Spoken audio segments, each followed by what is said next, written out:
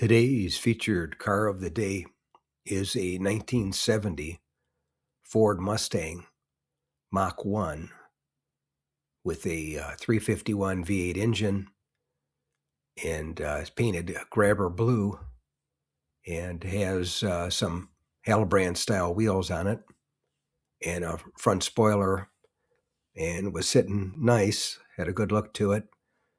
And I filmed this one at my local classic car cruise night in San Diego, California.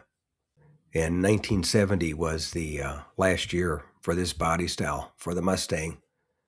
And this one had the sports roof on it, or the fastback, however you look at it.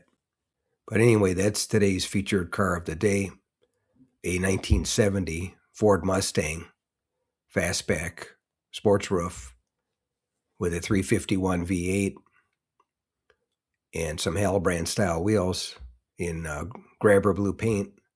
And I filmed it at my local classic car cruise night in San Diego, California.